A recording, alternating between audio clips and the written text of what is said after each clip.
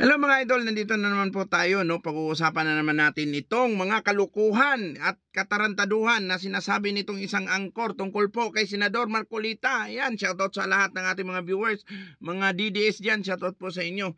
Ito mga idol, nakakalokong insulto at pananalita ni Karen Davila dito kay Senador Marcolita. Sa tingin ninyo mga idol, itong mga ginagawa ba ni Karen Davila, talagang may personal na galit na ba ito kay Senador Marcolita? Bakit kaya ganito yung trato niya at laging ganito yung mga tanong niya dito kay Senador Marcolita? Parang nakakaloko. Akalain niyo mga idol ha, tinawag pa niya dito si Senador Marcolita na newcomer sa Senado. Parang nakakaloko itong busis baklang babae na ito. Akala niya, napakagaling niya. Bakit kaya galit na galit siya dito kay Senador Marcolita? Ito magkakamag-anak lang to sila ni itong tikba lang na si Vice Ganda eh. Ito siguro mga idol, dahil sa galit nila na wala ng prangkisa itong kanilang ABCBN. Kaya siguro ganito na lang yung galit nila kay Senador Marcolita kasi magkakampi itong si Senador Marcolita at dito sa mga Duterte. Kaya ito mga idol ha, pakinggan natin kung paano parang nakakaluko kung magtanong at magsalita itong si Karen Davila na parang busis bakla. Ayan, tingnan nyo mga idol ha, at pakinggan ninyo kung paano niya ininsulto itong si Senador Marcolita. Ayan, pakinggan natin.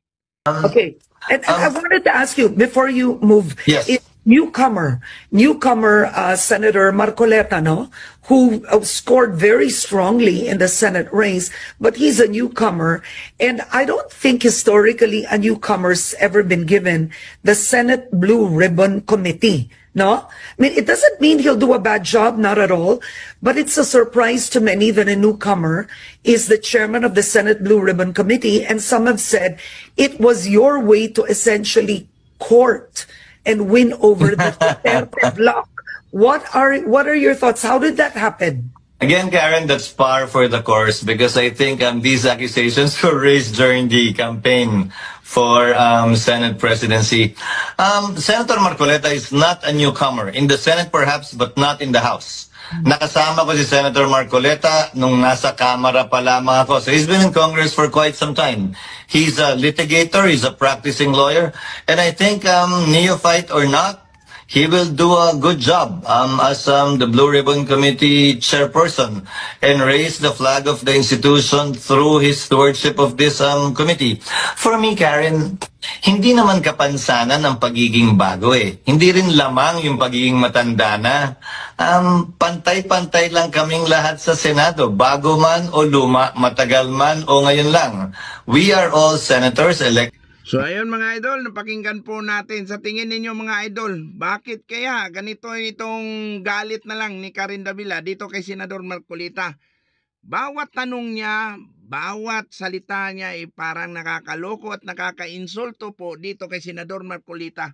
Akalain nyo ha, kung magsalita pa, sabihin niya pang newcomer. Nako, Karen Davila, boses lalaki na parang bakla. Ito masasabi ko sa iyo ha. Kung ikaw may gusto kang malaman dito kay Senador Marcolita, bakit hindi mo siya interviewin at imbitahin diyan sa programa mo para lahat ng mga katanungan mo masagot ka na ni Senador Marcolita. Huwag ka nang magtanong-tanong pa sa mga kasamahan niyang senador.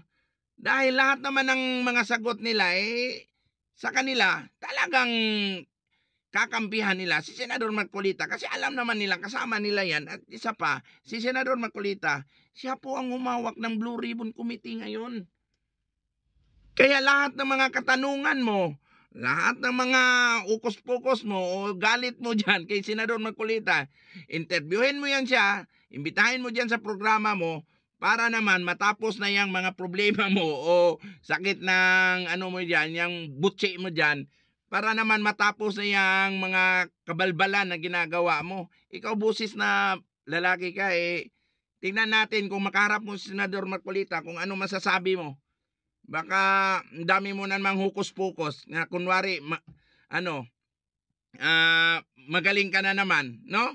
Kaya sa lahat ng ating mga viewers, mga DDS, pakinggan nyo na lang palagi ang mga question ni Karin Davila dyan. Lahat ng mga patutsad at patama niya, talagang nanggagalaitid yan siya kay Senador Marcolita. Siguro ito, ang sarap pag-untugin tong si Vice Ganda at saka si Karin Davila. Kaya yan, shoutout sa atin lahat ng mga viewers. Maraming salamat.